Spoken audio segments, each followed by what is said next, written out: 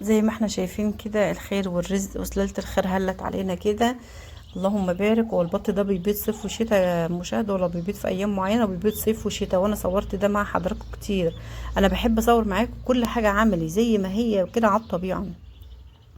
البط ناشف وزي الفل وزي العسل اهوت، اللهم بارك. طلع لنا بطتين لونهم ابيض المره دي اهمت زي الفل وزي العسل.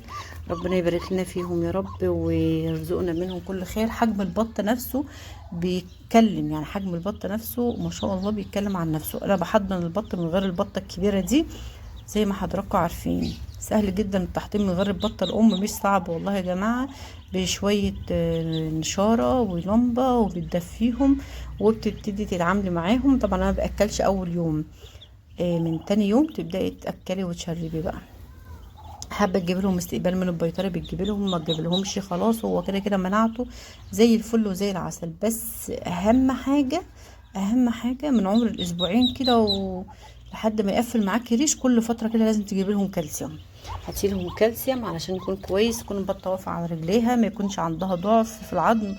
عرضيها للشمس من وهي صغيره، تجيب معاكي على قفل معاكي ريش على عمر الشهرين تكون زي العسل. ما يتلاقيش فيها اي تشوهات ولا اي حاجه، ولا بتعرج ولا بركت في الارض ولا اي حاجه. سبحان الله، المره دي مطلع لنا كل الالوان. المنقط هناك اهو البط المنقط، وهنا البط الابيض الساده.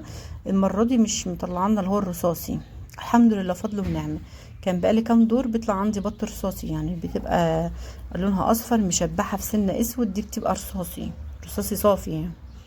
يا ريت لايكات كتير جدا جدا، وشير الفيديو على قد ما نقدر للخير والرزق والجمال ده. البطه بتبيض طول السنه يا جماعه، صيف وشتاء. البطه ما بتريحش غير بعد ما بتكون جابت 6 بطون في السنه. الناس اللي مستغربه بقى ومستعجبه امال احنا ليه ما بيحصلش عندنا كده؟ والله والله مع ان انا مش مجبره ان انا احلف، والله والله البطه من السلاله دي بتجيب عندي 6 بطون في السنه. اولا لان بقطف البط الصغير من عمر يوم منها، فبتكون مؤهله ان هي تبيض على طول.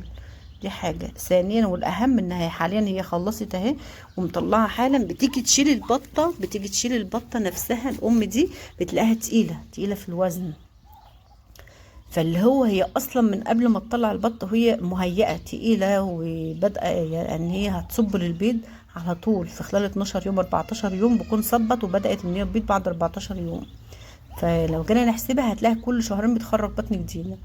ربنا يبارك لنا فيهم ويبارك لصاحب النصيب يا رب، اللهم امين. ويبارك للي هيكونوا من حظه ومن نصيبه، ويملوا بيته خير وبركة يا رب، اللهم امين.